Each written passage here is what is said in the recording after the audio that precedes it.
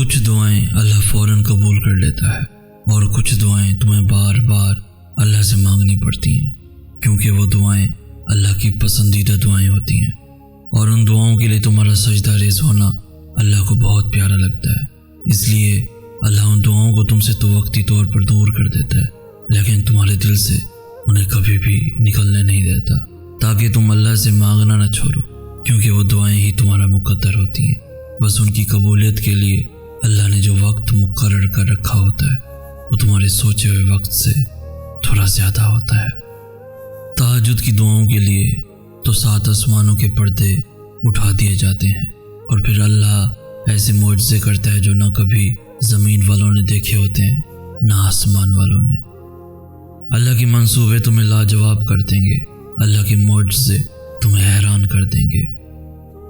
تمہاری تہجد کی دعائیں ہی تمہارے لیے معجزوں کے راستے بنائیں گی، اور پھر تم دیکھو گے انہیں بھی اپنا مقدر بنتے ہوئے، جن کا ملنا تمہیں ناممکن لگتا تھا، کیونکہ مرہم صرف اللہ ہی دے سکتا ہے، اور جو صبر کرتے ہیں اور توکل رکھتے ہیں ان کے لیے اللہ شفا کے ذریعے بنا دیتا ہے، اور انہیں نواز دیا جاتا ہے اس سے بھی بہتر جو انہوں نے کھویا ہوتا ہے۔ یقین رکھو حقیقت کے کھلنے تک، اور چھوڑ دو اس جگہ سے مرہم ڈھونڈنا جہاں سے زخم ملا۔ کیوں بھاگ رہے ہو پھر تم اس کے پیچھے جس سے اللہ نے تمہیں بچا لیا؟ اپنے لیے تو سبھی اسے پکارتے ہیں، تم اللہ کو اللہ کے لیے پکار کر دیکھو۔ کیوں روتے ہو ان کے لیے جنہوں نے تمہیں دھتکار دیا؟ قرآن پاک کا حرف حرف گواہ ہے جس کی محبت کا، تم کبھی اسے چاہ کر دیکھو۔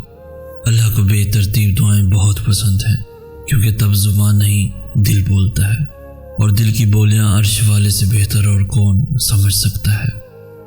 تمہیں جتنی محبت اپنی دعاؤں سے ہے نا، اللہ کو اس سے کہیں زیادہ محبت تم سے ہے، اس لیے اللہ نے انہیں تم سے دور کر دیا جو تمہارے لیے صرف تکلیف کا باعث تھے۔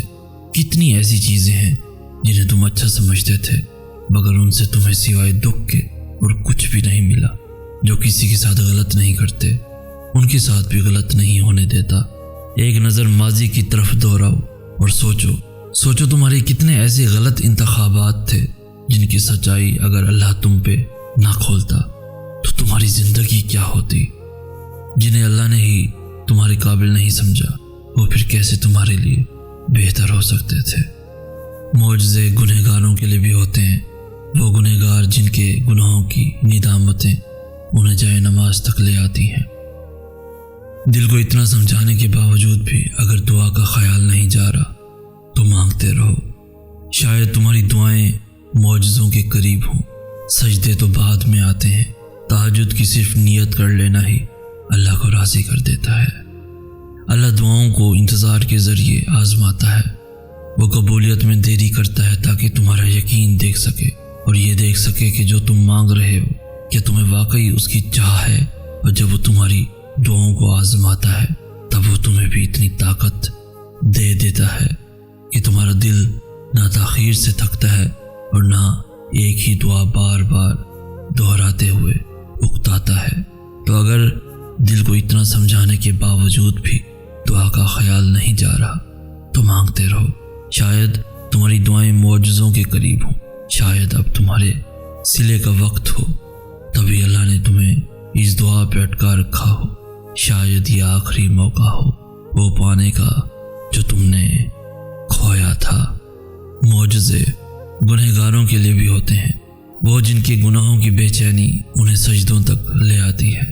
غلطیاں تو سب کرتے ہیں، لیکن جن پہ اللہ نے اپنا رحم کرنا ہوتا ہے اللہ انہیں ان کی غلطی پہ آرا نہیں رہنے دیتا، وہ انہیں راستہ دکھاتا ہے، توبہ کا راستہ، اور پھر جب وہ اس راستے کی جانب لوٹ آتے ہیں تو اللہ بھی انہیں معاف کر دیتا ہے۔ جو معافی کے طلبگار ہوتے ہیں اللہ انہیں کبھی بھی رسوا نہیں ہونے دیتا، نہ ان کی چاہ میں اور نہ اپنی چاہ میں۔ تمہاری طرف اور تمہاری بے چینی کا تمہیں جائے نماز تک لے آنا ہی اس بات کی دلیل ہے کہ اللہ نے معاف کر دیا ہے، اللہ نے معاف کر دیا ہے تمہیں، اس نے سن لیا ہے تمہیں۔ توبہ ان رکاوٹوں کو ہٹا دیتی ہے جو تمہاری دعاؤں کو اللہ تک پہنچنے سے روکے ہوئے ہوتی ہیں۔ دیر کبھی بھی نہیں ہوتی، اللہ کو تو ہر پل تمہارا انتظار رہتا ہے۔ اور یاد رکھو اللہ ان کو سب سے زیادہ عزیز رکھتا ہے جو کتنا ہی کیوں نہ بھٹک جائیں لیکن اللہ کے در کا راستہ کبھی نہیں بھولتے، جو تھک ہار کر ہی صحیح لیکن واپس لوٹ آتے ہیں، کیونکہ اللہ تو سب کا برابر کا ہی ہوتا ہے۔ وہ دلوں کو بدلنے والا رب ہے، وہ عنقریب تمہارا دل بھی بدل دے گا۔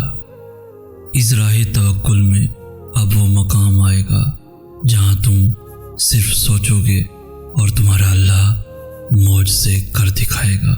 جب اللہ کو تمہارے مانگنے کا انداز پسند آ جاتا ہے تب وہ دینے میں ذرا سی تاخیر کر دیتا ہے تاکہ تمہاری آواز اسے بار بار سنائی دیتی رہے۔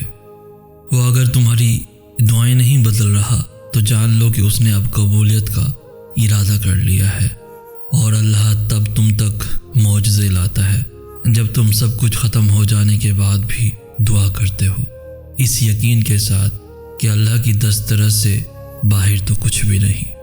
کن دعاؤں سے ہے، اور دعائیں تو ان حقیقتوں کو بھی بدل سکتی ہیں جنہیں تمہارے مقدر میں بہت پہلے سے لکھا جا چکا ہے۔ اگر اللہ تمہارا دل نہیں بدل رہا تو یقین رکھو کہ وہ تمہارا نصیب بدلنے پر راضی ہے۔ وہ پوچھنے لگی، اگر نصیب لکھ دیا گیا ہے تو پھر یہ دعاؤں کے جتن کیسے؟ یہ سوال کرتے ہوئے اس کے لہجے میں بے انتہا درد تھا۔ کچھ چیزیں آزمائش ہوتی ہیں، میں نے اس کا ہاتھ تھامتے ہوئے کہا، اس لیے اللہ ان کا خانہ نصیب میں خالی ہاتھ چھوڑ دیتا ہے، کیونکہ اس کو علم ہوتا ہے کہ میرا ایک جھلا سا بندہ ایسا ہے جس نے مجھ تک آنا تو ہے مگر ڈھیر ساری ٹھوکروں کے بعد، اس لیے وہ ان چیزوں کو تمہارے لیے نصیب میں نہیں رکھتا، وہ انہیں دعاؤں میں چھپا دیتا ہے کہ ان چیزوں کی کھوج کے بہانے نکلو گے تو اسے بھی تلاش کر لو گے، یوں آزمائش کا حق بھی ادا ہو جائے گا اور تمہیں تمہارا انعام بھی مل جائے گا۔ غم تو اللہ تک پہنچنے کا واحد اور آخری دروازہ ہے، اور اگر وہ تمہیں غم کے قابل سمجھ لیتا ہے تو جان لو کہ اس نے تمہیں اپنے قابل بنانے کا فیصلہ کر لیا ہے، اور اس کی محبت کے قابل بن جانے سے بہتر تو کچھ بھی نہیں۔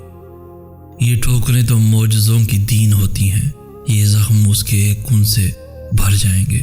اس نے تمہیں نصیب کے جھمیلے میں اس لیے ڈال رکھا ہے تاکہ تم جان سکو کہ دعائیں اس نے بے وجہ نہیں بنائی، اور ایسا تو کچھ بھی نہیں جو اس کے کن کے بعد بھی نہ ہو سکے۔ تم اسے خوش کر کے تو دیکھو، جو تمہیں خوش کرنے میں لگا رہتا ہے تم اس کے سامنے سر جھکا کر تو دیکھو، وہ سارے معجزے تمہارے قدموں میں لے آئے گا۔ تم ابھی جس مقام پر ہو وہ اللہ کے منصوبے کا ایک حصہ ہے، اور اس سے گزر کر تمہارے لیے وہ سب ہے جو تم مانگتے ہو۔ یہ بے سکونی اور یہ الجھن تمہیں اللہ تک واپس لے جانے کے لیے ہے۔ تم زندگی کے جس مرحلے پر ابھی کھڑے ہو اسی میں اللہ کی رضا ہے۔ جب تم یقین کا دعویٰ کرنے لگتے ہو تب وہ تمہارا یقین آزماتا ہے ان چیزوں کے ذریعے جن کے بغیر رہنے کا تم تصور بھی نہیں کر سکتے۔ وہ تو تمہیں دینے کے بہانے ڈھونڈتا ہے، پھر تم مجھ سے مانگتے ہوئے کیوں تھک گئے ہو؟ وہ ان چیزوں کو تم سے چھینتا نہیں ہے، بس اپنے پاس سنبھال لیتا ہے اس وقت کے لیے جب تم اسے منانے آؤ اور وہ تمہاری جھولی میں انہیں واپس رکھ دے۔ اداسی، خاموشی، ماضی کی یاد اور چیختے ہوئے ان گنت خیالات، ایک چپ انسان میں کتنی بے شمار جنگیں چل رہی ہوتی ہیں نا، یہ ساری تلخیاں رات میں ہی کیوں پہلو میں آ کر بیٹھ جاتی ہیں۔ پھر کبھی دائیں سے سسکی کی آواز آتی ہے اور کبھی بائیں سے، یوں لگتا ہے جیسے رات ہماری راہ ہی تک کے بیٹھی ہو کہ کب آؤ اور کب تم پر یہ راز آیا کر سکے کہ جس کو دن بھر اندیکھا کرتے رہے اسے تمہاری ملاقات پھر سے کروا سکے۔ پھر میں سوچتا ہوں کہ یہ سورج کا نکلنا اور ارد گرد لوگوں سے زندگی کا بھر جانا بہت بڑی نعمت ہے، کیونکہ ہجوم میں چیختے ہوئے ان خیالات کی آوازیں باقی آوازوں میں مل کر مدھم پر جاتی ہیں، مگر رات بڑی عجیب ہوتی ہے۔ دن بھر حالات سے جنگ چلتی ہے اور رات کو خود کا سامنا کرنے کا وقت ہوتا ہے۔ وہ وجود جسے سمیٹ کر رکھا ہوتا ہے وہ یوں چند لمحوں میں اللہ اللہ کے روبرو کرچی کرچی ہو کر بکھر جاتا ہے۔